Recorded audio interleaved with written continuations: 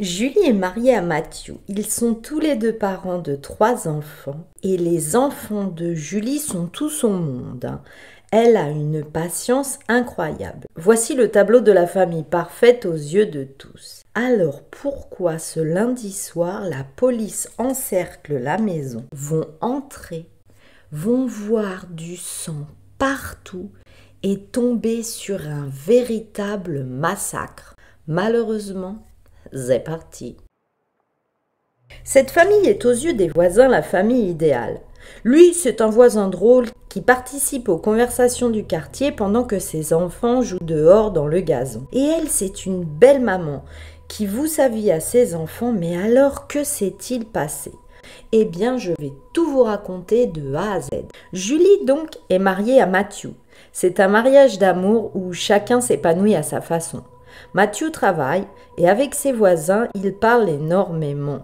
Julie, elle est à fond dans l'éducation de ses enfants et de ses activités en association. Ils sont tous les deux parents de 3 enfants, mais malheureusement, 2 d'entre eux sont atteints d'une maladie.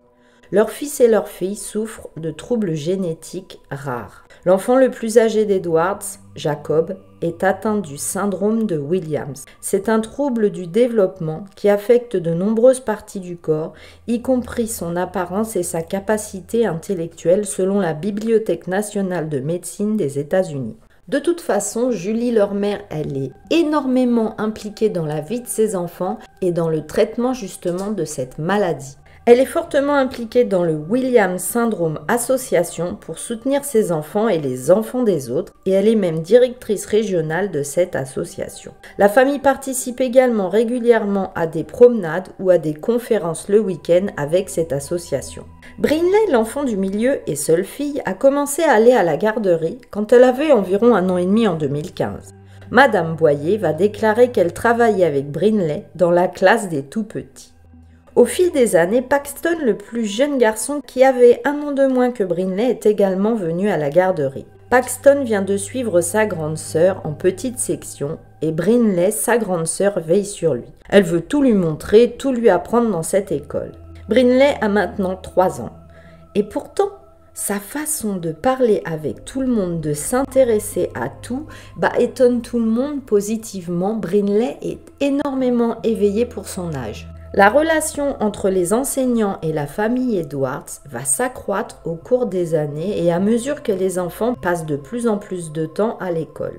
Tous les enseignants s'attachent à cette charmante famille dont les parents sont très investis auprès de leurs enfants. Madame Peterson a également commencé à faire du babysitting pour la famille à leur domicile. Et c'est là qu'elle a fait connaissance du fils aîné Jacob, qui donc était aussi atteint de la maladie du syndrome de Williams. Il méritait une attention toute particulière, dira-t-elle. Pourtant, ce petit garçon était plein de câlins, de sourires, et de temps en temps, il venait même à la garderie pour s'amuser. C'était juste un petit garçon heureux, vraiment heureux. Il aimait la musique, il aimait danser, dira-t-elle. Parlons de leur mère, qui est d'une patience infinie, j'insiste avec tous ses enfants, c'est ce que tout le monde dit d'elle, quelle patience. Ses enfants sont toute sa vie.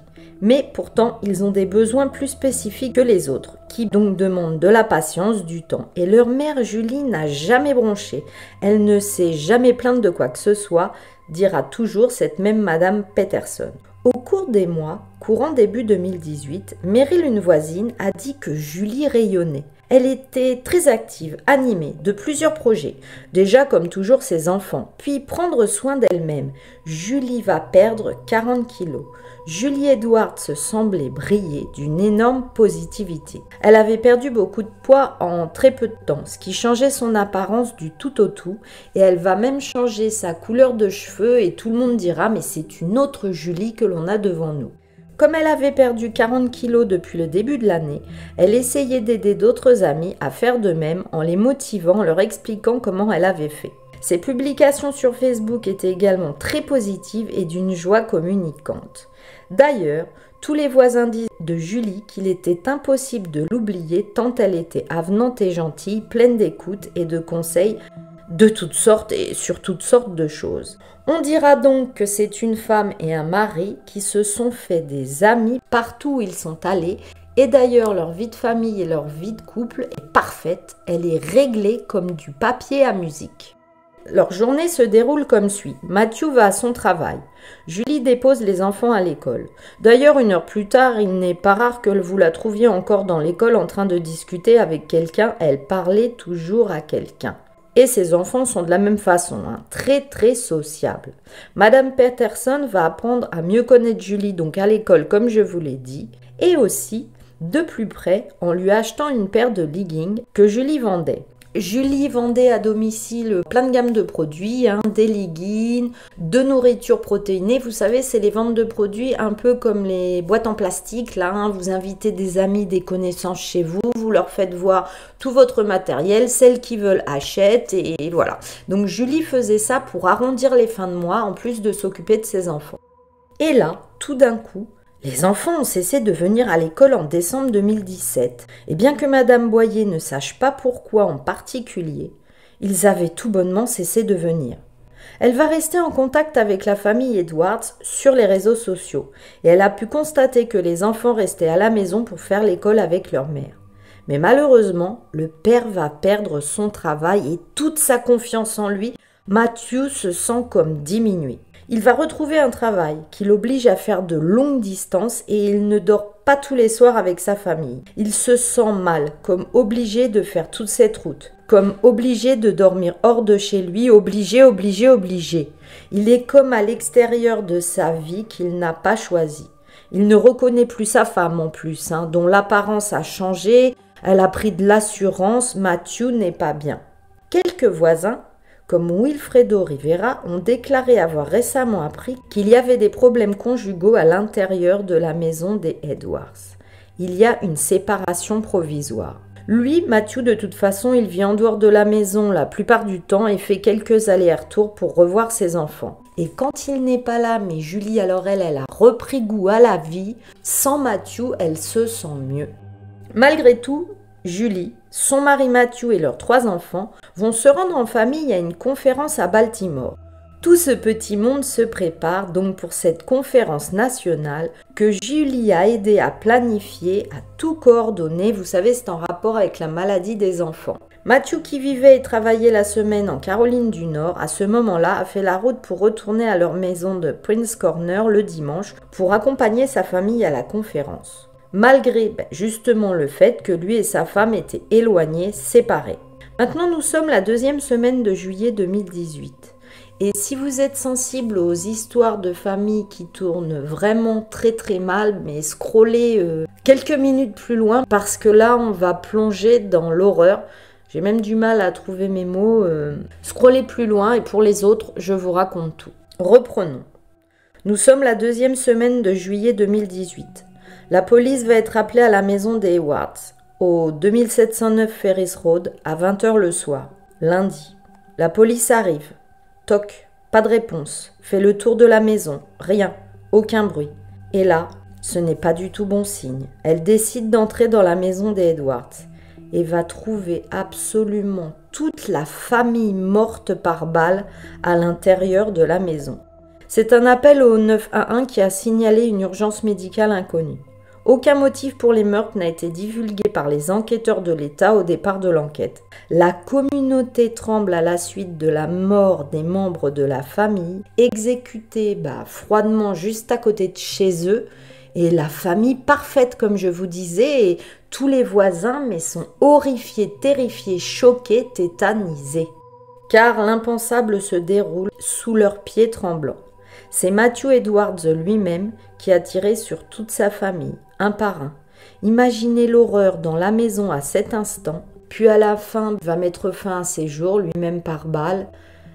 Quelle horreur, quel gâchis.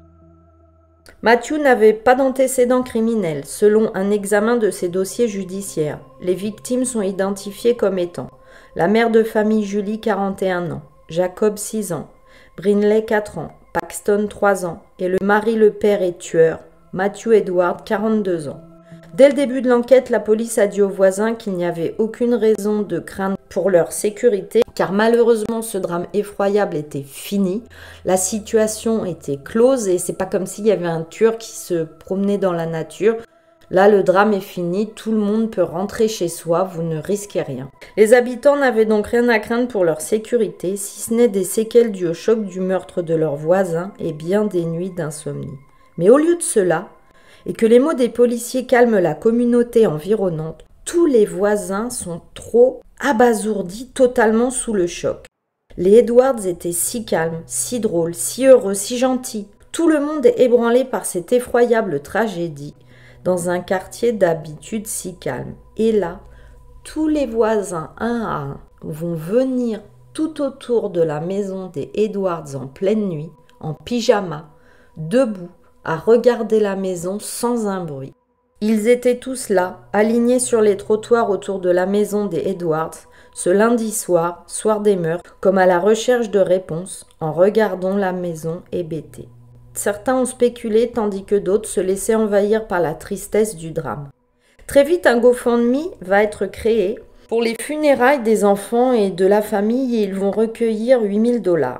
D'autres amis qui ne vivaient pas dans le quartier ont appris la nouvelle lorsqu'elle a été diffusée sur les écrans de télévision ou sur Internet, mais imaginez le choc.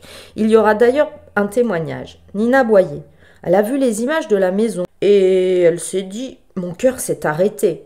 Elle vivait dans le quartier, à proximité, et la photo était plutôt détaillée, elle a cru la reconnaître. C'était celle des Edwards. Oh mon Dieu, se souvient-elle, je connais cette maison, je connais ces gens-là. Elle va passer un appel rapide à Stephanie Peterson, une collègue enseignante qui a confirmé ses craintes. C'était la maison des Edwards. Un message sur Facebook, peu de temps après, du frère de Julie Edwards a affirmé ce qu'ils savaient déjà tous sur ce drame. Molly Merrill a rencontré Julie lorsqu'elle déposait leurs enfants à la garderie. Molly dira que Julie était une femme vraiment adorable parce qu'elle-même elle avait un enfant malade et elle se sentait totalement perdue face à son enfant malade et elle dira que Julie ne comptait pas ses soirées et ses heures pendant et après l'école pour l'aider à lui dire comment faire face à la maladie, comment réagir face à son enfant, comment ne pas péter parfois un câble, ou quand elle était trop fatiguée, elle dira c'était une femme tellement généreuse. Elle dira donc qu'il n'y avait pas de manuel sur la façon d'être une mère ayant un enfant qui a des besoins spéciaux, mais avec Julie, tout était parfait, elle vous disait comment faire. Meryl a décrit Julie comme un modèle, quelqu'un qui avait déjà traversé cette phase d'apprentissage et d'éducation d'un enfant malade, disposé à partager toutes ses connaissances. Elle dira qu'elle voulait juste que les gens sachent à quel point elle était adorable, qu'elle était amie avec tout le monde et que c'était une femme merveilleuse. Ni les voisins Peterson ni les Boyer ne savaient en réalité grand-chose sur ce Mary Edwards, a déclaré Brian Kovenko. Nos enfants ont joué ensemble, nous sommes allés à des barbecues, on vit l'un et l'autre de chaque côté de la rue. Et j'ai même discuté avec ce Matthew plusieurs fois, dont la dernière fois le jour du Memorial Day. Chaque fois qu'il était ici, il jouait avec ses enfants. Je ne sais pas ce qui s'est passé à l'intérieur des murs de leur maison, mais je sais que lui, il était tout le temps dehors. Rivera a dit qu'il parlait avec son voisin ce dimanche après-midi. Leur relation était cordiale mais pas profonde. Et lui aussi dira qu'il passait beaucoup de temps à l'extérieur. Rivera a également déclaré qu'il savait que Matthew Edwards aimait la chasse et qu'il possédait des armes à feu. Il a dit que le dimanche, la veille du massacre, Matthew Edwards lui avait dit que lui et sa femme ne s'entendaient plus. Et le voisin Rivera dira: je lui ai juste tapoté l'épaule et je lui ai dit de garder la tête haute. Et de ne jamais laisser quelque chose comme ça le décourager de prendre soin de ses enfants. Monsieur Rivera était à milieu de se douter qu'un tel drame allait arriver et comme je vous l'ai dit, c'est ce qui terrifie les voisins. La dernière fois que Kim Ternerier a vu Julie, la mère lui a donné de la laitue et des haricots verts pour son jardin. Kim dira qu'elle parlait de la piscine dans laquelle elles vont et de l'endroit où elle et ses enfants se sont inscrits. Kim vit juste derrière la maison des Edwards et dira qu'elle ne savait pas comment Julie avait l'énergie d'être une mère aussi parfaite pour ses 3 enfants alors que Matt, lui, travaillait dans le sud. Elle dira aussi qu'elle voyait constamment Julie au square avec ses enfants et qu'elle venait de lui dire qu'elle ne pouvait plus rester dans cette maison. Kovenko, un autre voisin, dira ensuite: je suis juste choquée, il n'y avait aucun moyen de se préparer à cela. Moi et ma femme avions fait des friandises avec leur famille pour Halloween. Tous les membres de cette famille s'étaient déguisés en Star Wars. L'un des 3 enfants Edwards était R2D2. Nous étions proches, je n'y crois toujours pas. Ils étaient si jeunes. Ils étaient si jeunes, tout cela n'aurait jamais dû arriver. Voilà, cette horrifiante, stupéfiante et dramatique histoire est finie. Bon bah déjà, dis-moi si tu la connaissais et dis-moi si tu ne trouves pas ça mais tellement effrayant qu'un père de famille, aux abords tout à fait normal, hein, pète un plomb et tue toute sa famille les uns après les autres. Et cette fois-ci, moi, je voulais vous parler, parce qu'on a déjà parlé de massacre de famille comme ça, je voulais vous parler du moment T où cela arrive. Mais imaginez que vous êtes, par exemple, la mère, le père arrive et lui tire dessus, les enfants entendent et voient peut-être la scène, il se détourne et va tirer sur un autre enfant, il se détourne pendant que d'autres enfants le voient. Et je pense à ces minutes, ça doit être très court, hein, peut-être 1 minute, mais ça doit être ignoble, horrible. Et j'ai toutes mes pensées qui vont vers cette famille qui n'existe plus, qui a été totalement rayée de la carte. C'est vraiment un moment indescriptible dans l'ignominie. Bon, on pense bien sûr à toute la famille et aux amis, et on voit particulièrement dans cette histoire que les voisins ont été profondément choqués parce que les Edwards fréquentaient tout le monde à l'école, tout le monde dans le voisinage, ils étaient tout le temps dehors dans le jardin, dans le square, et là, vraiment, c'est pas une famille retranchée dont je vous parle comme bien souvent, c'est une famille qui était vraiment parmi tout le monde. Et c'est ce qui a choqué les voisins, ce qui a choqué les policiers. Tous les voisins étaient en pyjama autour de la maison pendant toute la nuit comme une veillée, hagard à essayer de comprendre. Bon, je ne vous ai pas trop remonté le moral là avec mes réflexions et mes questions. Vous en conviendrez pour cette histoire, laissez-moi un emoji enfant puisque les Edwards avaient plein d'enfants et que j'avais vraiment envie de penser aux enfants. Et si tu ne le trouves pas, tu m'en laisses un autre. Je voulais encore vous remercier pour votre soutien à ma chaîne parce que vos abonnements, ça compte énormément pour moi. D'ailleurs, si tu ne l'as pas encore fait, abonne-toi parce que c'est ce qui m'aide le plus avec vos commentaires. Alors merci beaucoup mes zigotos. Je voulais aussi vous remercier pour vos petits messages où vous me dites que mon son est meilleur parce que j'ai mis des mois à le trouver. Un autre truc que là, je n'arrive pas à trouver, on est bien d'accord qu'au 10 000, je dois faire une vidéo avec mes amis dans un château hanté. Ah, super. Là, c'est pire que chercher une aiguille dans une botte de foin parce que moi, j'ai pas 1,5 million d'abonnés, comprenez-vous. Donc, quand j'écris dans les châteaux, soit on me dit non. Soit on me dit, comme Fougeray, qui sont en travaux ou qu'ils ont plus de place. Je pense que si j'étais à 2 millions, on me trouverait la place. Soit carrément, on me dit, ce n'est pas ce genre de visibilité que je veux donner à mon château. Donc là, je désespère un peu. Tout de suite, maintenant, on est début juillet, j'ai toujours pas trouvé de château ou même de maison hantée. Donc, je fais un appel. Si vous, en Aquitaine, en Vendée, dans le Pays Basque, dans le centre de la France et tout autour, vous connaissez quelqu'un qui serait prêt à nous recevoir dans sa maison ou dans son château pour tourner cette vidéo. Je tourne une vidéo dans une maison ou dans un château possiblement hanté ou hanté de légende même, pas forcément des fantômes.